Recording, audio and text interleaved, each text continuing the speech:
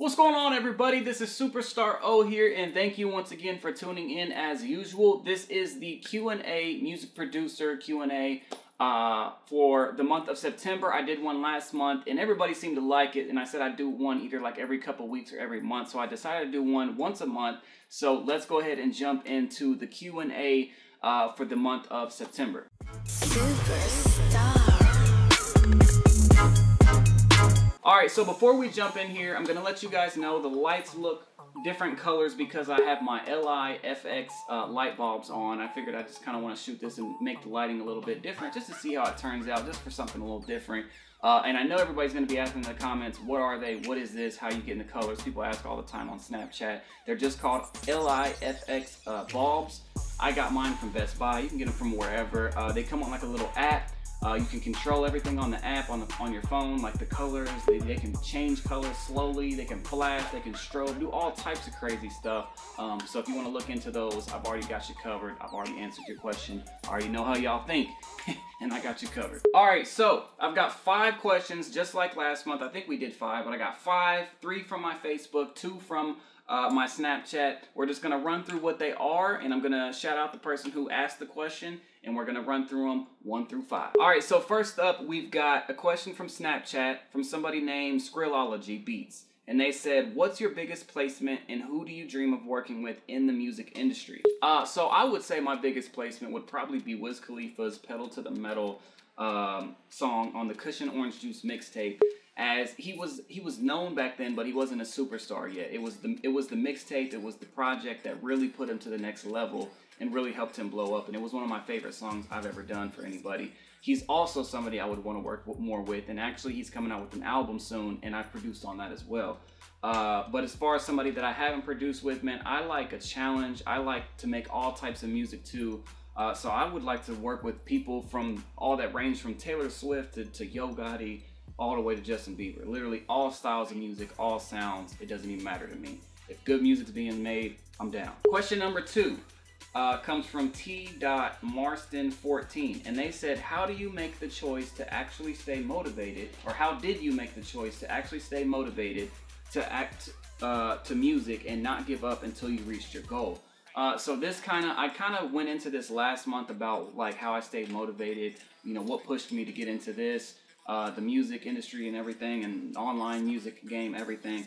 But basically, I don't want to say that I didn't have a choice, because you always have a choice. There's always other stuff you can do. There's so many different ways to make money in the world. But music was my passion. I loved making it. It was one of the only things that I had in life at the time that even made me happy, was making it.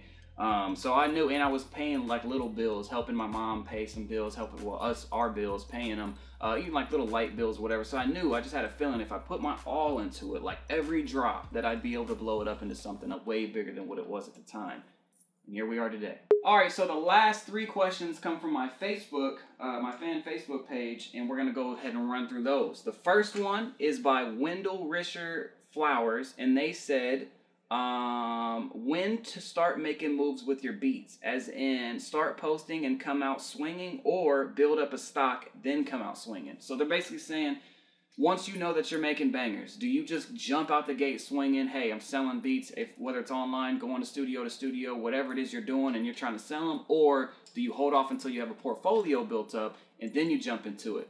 A lot of people ask that question. In my opinion, you want to wait until you have at least a portfolio built up of at least 30 to 50 dope beats. And now I don't mean 30 to 50 beats where half of them are beats that you spent so much time on, and the other half are shit you just threw together and you just threw them in there to fill up the blanks. Don't do that. Only bring the quality. Make sure every single beat, 30 to 50, are beats that you truly believe in. Every single one, when you listen to them, you're just like, wow, this is so dope. I know people would buy it. If you don't feel like that for any of the beats, then you get rid of them and replace them with ones that you do. Remember, it doesn't matter how much time it takes you. It's just that you want to come out with the quality, and you want to bring the quality. You don't want, you want to be known for that. So that's my opinion. Second question from Facebook, which is the 4th question of the day, is from, I'm sorry if I messed up this name, but it's Akuzaik Lord Aku Ching Guku. Says, when you're working with artists for the first time, how do you bring up issues concerning money and payments?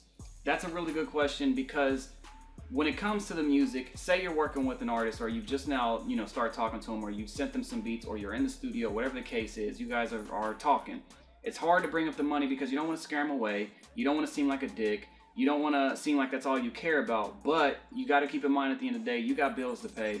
I mean, you got a life to live. You spend a lot of time on your music, and the time is worth money. It's priceless. Like, you know what I mean? So you need compensation for the time that you've spent on your music. It's hard for me to tell you what you should say to them. You kind of gotta, what I learned is to fill it out per customer base, per person, because you might have to say something different to this person and something different to the other person. You feel what I'm saying? So you kind of got to fill them out, but make sure whatever you do say, that you say it, you know, and you bring it up in a nicer way. You're not just like, yo, where the money at, B? If we ain't talking money, we ain't doing shit. You know what I'm saying? Like, kind of come cool with them and just let them know, like, hey, you know, whatever. I don't know what you would say, but just do it in a nice way. The last question comes from Luca Schuyler, and they say, on average, how long does it take you to finish a beat? Also, should you still try and sell your beats even if you don't have a big catalog? So the big catalog part we've already answered in the couple questions back. But for the on average, how long it takes, that's a different question too, because for me, I care more about quality over quantity.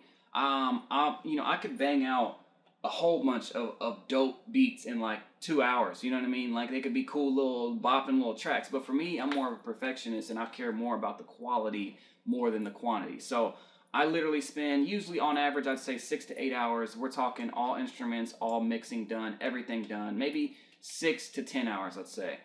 Depends on how complex the beat is, how simple, how many instruments, how long it's going to take me to mix it, you know, how many instruments, and also because of how many I need to take in and take out, because I like to make sure all my drums go good together, all my instruments go good together, and that takes time. So I'd say on average 6 to 10 hours. But sometimes there's times where days are spent on a beat, and even a week plus. So it just depends on what the project is, how much I'm trying to put into it. But for me, I just go by the rule, and this isn't a question that's asked yet, but a lot of people ask it, and they say, how do you know when your beats are done?